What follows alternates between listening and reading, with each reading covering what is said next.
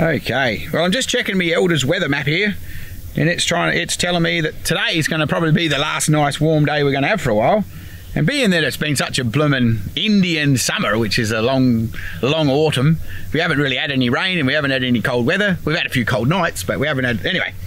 So it's telling me we might get a shower of rain tomorrow, so I thought today we better come out here and get some of these girls started to get ready for winter.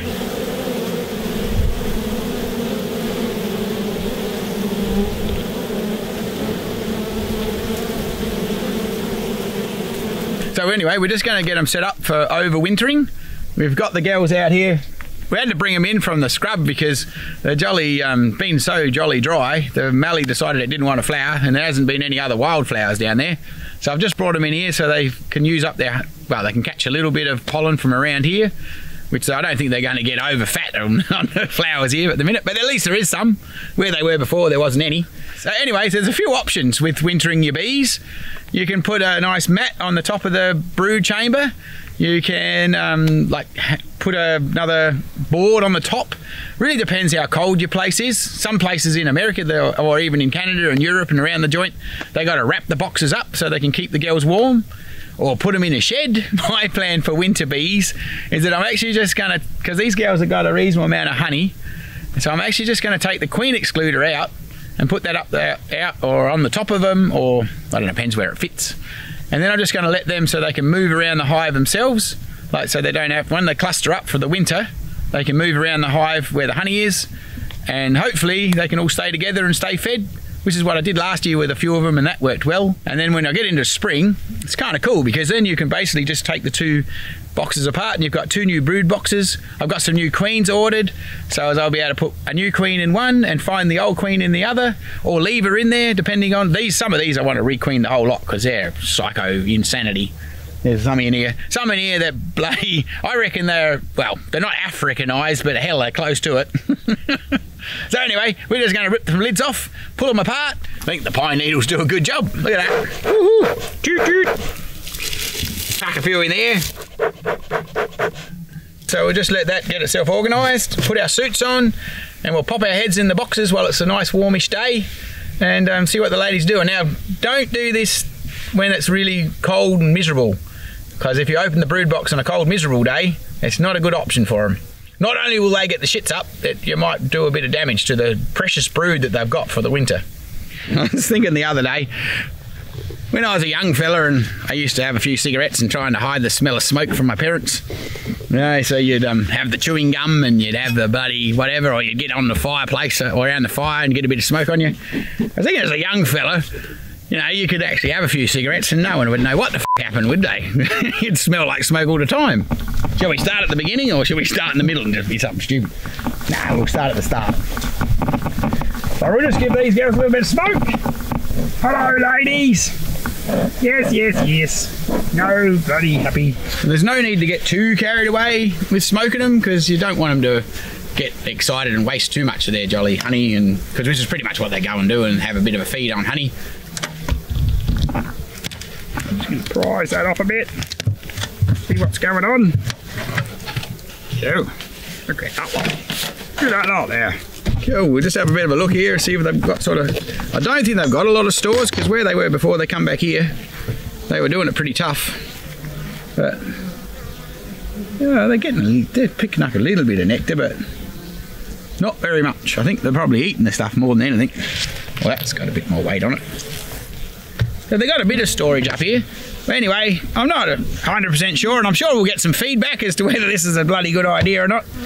But we're going to do it on these few anyway, because I want to change them up. We're going to take the queen excluder out, put that on the top, put the lid back on. Then they get ladies in when they make a little cluster, they can move around and be wherever the honey is. Well, in theory, I don't know. I'm sure the lad will get some emails and we'll find out what everybody out there in bee world thinks.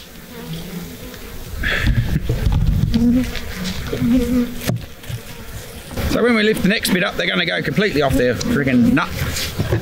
So this is where the main, as you can see, there's not a lot of bees up the top. They're all starting to go down here where the queen is to keep her warm. And so, I don't know, the other theory is you can put basically more the lino pretty much. A couple of bits of lino on the top of there to keep them a bit warm and stop the mildew and dripping down on them. But I'm going to give this a go and see what I reckon, see what happens. We're doing this because it's about 25 degrees here at the minute, which is quite nice and mild, and there's no wind and there's no chance of it raining. It's going to rain tomorrow, they reckon, and tomorrow's going to be about 15. So if you're doing this, you've got to make sure it's a nice warm afternoon. Or, you know, don't do this in the middle of winter. If you've left it too long, we'll just leave them alone. They're better off without your interference if it's too cold.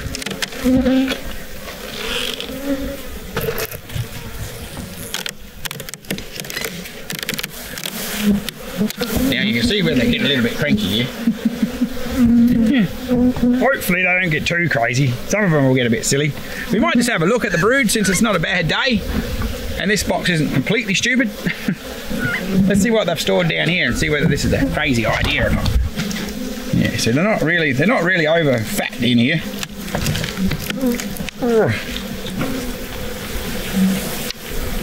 So they've got a bit of honey down here, which is good.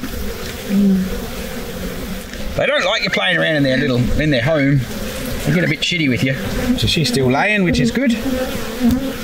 See, she's got a few little bits of eggs and a few larvae and a few bits and pieces going on in here. Like I said, not a hell of a lot of honey, but they had a bit of a bad run before they got to where they are now. So we'll just put this back on here.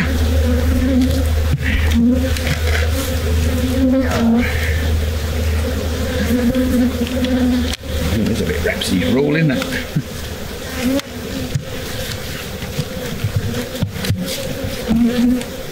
That's not going to work because that's actually an adapted 8-frame to a 10-frame box. This is something you shouldn't do, children. See down here, I inherited these boxes. So we've got a 10-frame box at the bottom and an 8-frame box at the top, and the lads run a strip of wood either side just so it'll fit together. That wasn't me, I inherited this. Well, I think a lot of these boxes come next spring are going to get the chop. So I reckon, because look at this, I mean some of this is pretty sad. So, especially when you try to move them, holy shit, they just come running out of all the holes and go completely stupid. so I think there's a bit of renovation needed to be done. That'll be fun during the winter. This one seems fairly light. We've had a couple that either they haven't got too much honey in their supers, so those ones we're not going to take the queen excluder out. We're going to take the super away. Yeah, yep. There's not too many ladies upstairs. I reckon this might have got, these are basically brand new frames anyway, so I reckon this might have been the one that I basically put the super on at the end of the honey flow, thinking that, you know, but then the honey flow stopped. So we'll see what's going on underneath here. Oh yeah, there's nothing in that at all. They haven't got a lot of store in there either. So there's a few girls going, so I'm not going to pull it apart because they're already stressing out enough with what we're doing here. In this situation, you just want to take your super away, because then they've got a bit of stores down here at the bottom. You know, like if you take the super away from them, they don't need to waste a whole lot of energy trying to keep this big space warm, because that's what they're going to have to do very shortly. They're going to have to keep each other warm. So they're going to all cuddle up together and fatten their little wings and keep each other warm like a little ball. It's probably hard to imagine that it's going to be a ball on a square frame, but they're pretty clever. They work it out and they get into a little nucleus. So really this is just another problem for them, that they have to keep shit warm. So we'll take that away, put that in storage, put a bit of stuff to keep the wax moth out of it. Next spring when things are rocking, come back out here and this will all be full of honey.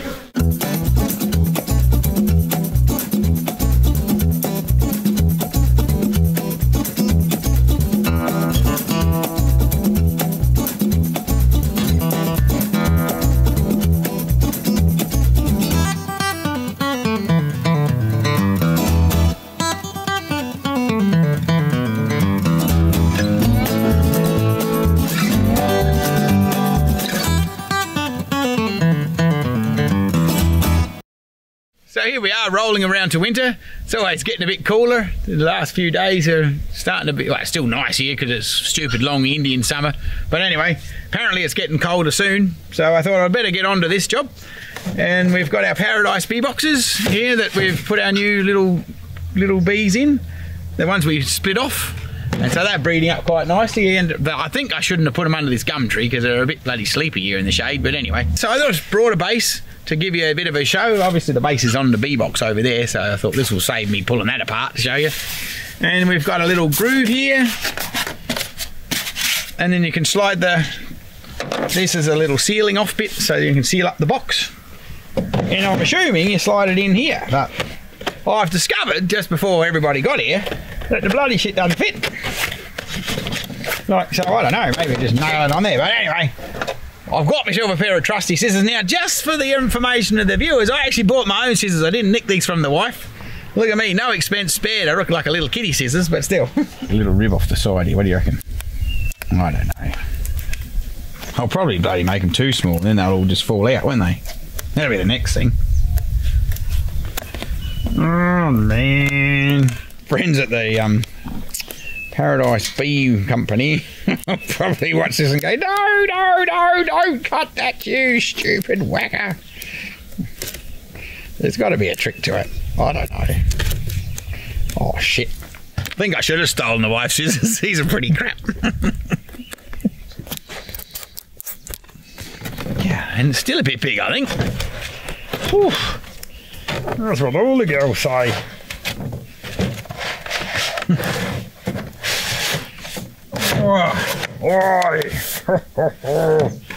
Really just fits.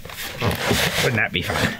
Oh, golly. Anyway, I might take one more rib off for the next one. I reckon we'll do 3 ribs this time. I don't know, but anyway, the ribs I'm talking about, these little ridges in the cup, in the fluted plastic. I don't know, what the hell is that? Plastic of some sort of plastic. I don't want to cut too much off, otherwise it'll be pointless and it'll just fall onto the ground. I won't be able to say it was wrong, will I? Because they've got footage that'll be cutting this shit up. So I better not mess it up. God, no expense spared with me scissors.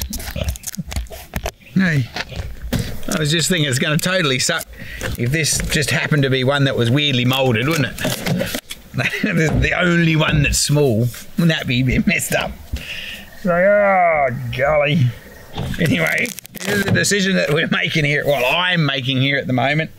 Your trusty cameraman's not going to be held accountable for any of these decisions, he reckons. He's staying the hell out of this idea. Although he did comment that I should buy a proper decent pair of scissors. He reckons I'm a bit of a cheap ass. But they were on special, because it was like the after the going back to school thing, you know, when the kids go back to school, and then they have all the stuff that they didn't sell to the poor unfortunate parents. Well, that was in the unfortunate school thingamajig. I thought that'll do me. Whole $2.50 or whatever it was. If I was any good at recycling, I guess I could stick them together and have an extra one, wouldn't I? Hell, even I'm not that scabby. I've got these little emergency stand going on here. I was just watching them before. It's kind of cool because the girls at the other end have got a little bit more sun on their boxes, although the sun's just buggered off when I haven't covered this conversation. And they're just a little bit busier because the sun's on the box rather than this end, where it's a bit, they think it's a bit cooler, so they're quieting down a bit. Although when you come here first thing in the morning, these girls are in the sun and they're in the shade over there, so it's the opposite way around. So that's pretty crazy, isn't it? So maybe I'll move them all in the sun later on if I get motivated. But more than likely when you come back and see me in a month's time, they'll still be here. So anyway, these just, as you saw earlier on the other thing, they just slide in there, just to seal it off. And thank God they are all the same size. Ow, ow, ow, there's a prickle. Ow, there that. Well, that should keep them a bit warmer.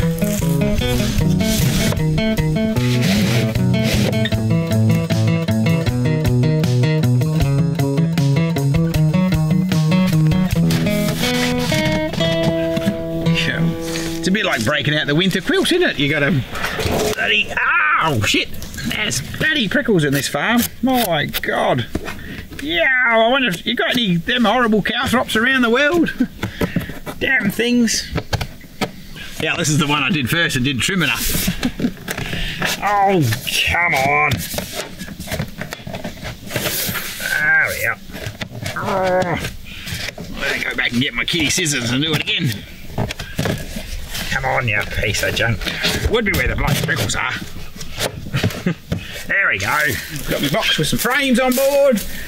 Get out of the sugar. I didn't actually bring anything to put the sugar feeders in, so that was bloody clever, wasn't it? Just for your information, I haven't forgotten my bee suit, even though that's a real plausible concept. I was just here thinking, oh well, these girls are pretty chilled out. These are nice, relaxed, proper bred bees, not like them wild pricks up there on the hill. So you never know, we're just going to pull them out. I'll pull out one feeder, and if I get my ass stung to death, I'll go and get my suit on. So it'll just depend. We'll just try not to bump anybody. That would be a good idea. Well, they're not jumping at my head yet. That's a good start. Joe, you're all lovely, beautiful little girls. Get off my hand. Yow. Okay, maybe they're not that relaxed. Perhaps we should smoke them.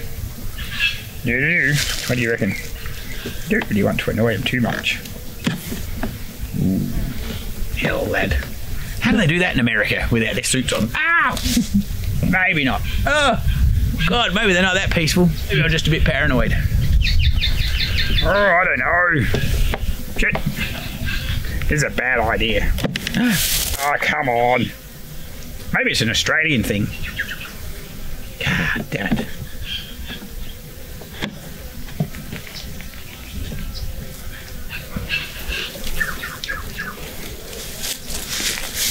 Ow, that hurt. We've got neck Botox coming on.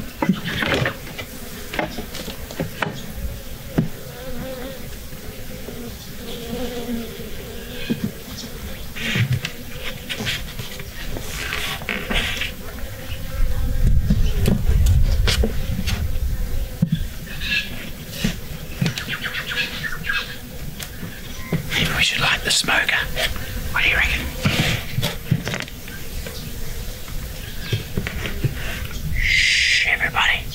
Don't tell them we're here. Maybe they... No, get off. Maybe they won't notice us. No,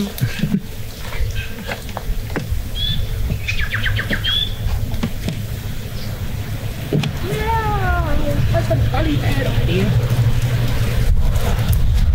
Okay, this is a silly idea. Whose idea was this? I think there still must be some angry bitches in this lot. Okay, that's enough brave stupid shit. I'm going to go and put my suit on. Suck. You can talk. So I'm not quite that brave. I think I've got a couple of years and a few 100,000 bee stings left to go before I don't give a shit about getting stung. Oh, I tell you, I'm not that enthusiastic. Well, I got 2 done. That was pretty cool. 2 out of 200. God. Oh, shit. Now that I'm looking a little bit more Australian with my bee suit on, I'm a bit of a soft cop. So anyway, we had a go, but maybe I need a little bit more experience. So anyway, we'll just do the rest of these now before it gets too much colder.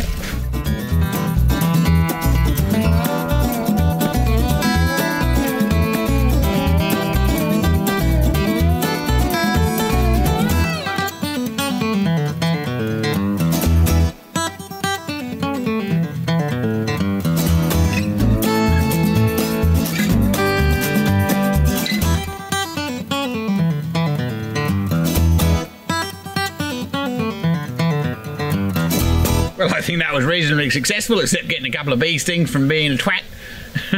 We got the sugar feeders out, because hopefully these ladies, I'll come back and have a look at them on another warm day during the winter and make sure they're okay. I might have to give them another little squirt of sugar, but I think they're going to be fine. They look like they're going good. You got to love the bee industry, don't you? Actually, it's a really cool little community, this bee industry, because I'm guessing we might be having to print a retraction in a minute, because young William from the Bunyip Bee Company's given me a text message and said, heck, I better give him a ring about putting these undercovers. No, undercovers? What the f were they called? Anyway, that white fluted shit that was on the other episode that I had to cut up with my school scissors. Anyway, he's texted me and said, oi, you better give me a ring. And so we thought, what the hell, we'll give him a ring and you can come along and find out what I f***ed up. Anyway, at least we haven't killed anybody yet. The girls are still flying in and out. But we're going to give young William a call and find out what we've done. Here we go. Stay tuned. Here we go. Shit, I wonder what I've done. Good afternoon, William speaking. Hey William, how you going? Just Mark here, champ. Mate, can't miss your voice. Yeah. Thanks for your text message, dude. I've obviously gone a little bit left of centre here. Oh, look, I was watching the video last night. I'm like, oh dear, I better let him know before it becomes an issue. Yes. So what'll actually happen? Okay, well, you've got to bear in mind that the poly hives, they're not top ventilated. So over winter, with that closed off and the bottom closed off, they're going to rely on the reduced entrance for it to be able to breathe over winter. Ah, yes. So that's not going to be too healthy. Also, what will happen as well, inside an insulated hive where you normally have heat rising and so forth, and with the top not being ventilated, then the heat's going to stay within the hive anyway. But the heavy humid air, so when the bees consume honey and breathe out, there's going to be humidity inside the hive. That needs to be able to fall through the mesh, so fall through out the bottom of the hive. Yes. So if you close that off, you're going to open it up and it's going to be a damp, humid mess. And the girls are not going to enjoy that idea. No, not at all, no. Yeah, because normally with the old wooden boxes, the moisture can sort of run out of the opening because you got it leaning forward a bit. But and of course with the old wooden hives, you normally have the top ventilation as well. So that in turn will create like a chimney effect in an old hive. Air coming through the entrance and then up through the brood, and then that humid air goes out through the top vents. Well, in this case, since we're not having that chimney effect because the hives are so efficient, the humidity will build up to a point where it becomes heavy in the air, being nice and dry as well within the hive. That humid air will just fall out through the bottom. So those core flutes, plastic sheets, it looks like with your video how you'll cut them, it looks like we accidentally sent you the ones for the 10 frame hives instead of the 8 frame hives. So our mistake on that part. So you normally wouldn't have to trim them like you did. Yeah. They're actually designed as a Varroa Mite inspection plate. Normally, these hives are designed overseas, of course, but they're ready here in Australia. So if we ever do get Varroa Mite, and touch wood we never do, if we ever have to treat the hive for Varroa Mites, whether that's an organic method like oxalic acid or using Varroa Mite strips, that plate is to go in under the hive while the hive's getting gassed, and then the plate slides out and you do a count, a mite count. Yeah. So that's what that's for. Ah, there you go. Well, that's probably handy to know, because I had a few people ask me, they were using them as their hive mats, which I felt, but I didn't really think they needed one. It's so nice and sealed. On the poly hives, you don't need it in the poly hives. And I don't like using core flute inside the actual chamber of the hive as well, because there'd just be hiding spots for small hive beetle. Yeah, well, that's maybe there you go. That's one piece of advice that I might have got right. Thank you very much, Will. I will attend to a retraction and pull these flutes out. No worries, guys. See you, mate. Bye. Saved by the bell. Well, saved by the Bunyip Bee Company. That bee doesn't like me. Maybe they want to get their flutes out. Anyway, so that's young William from the Bunyip Bee Company. I reckon the interesting thing about this bee show is, or not this bee show, this bee industry, is that these are William's queens, and so he's stressing out. So he's still actually got an interest in keeping his bees alive, which is kind of cool. So even with my inadequacies, these girls might have a chance. Let's get this shit back out of here. But anyway, let's have a bit of a peekaboo and see whether maybe we'll pull these out and we might have enough water to make a cup of tea, eh? Hopefully bloody not. That'd suck, wouldn't it? Oh, look at that. I'm guessing that's the go. See, then, like William was saying, if you had had the Varroa Mite, which thank goodness we don't have, you would have been able to check it all out on the whiteboard. That's pretty cool, isn't it? But anyway, so we better do as we're told and unvent ourselves.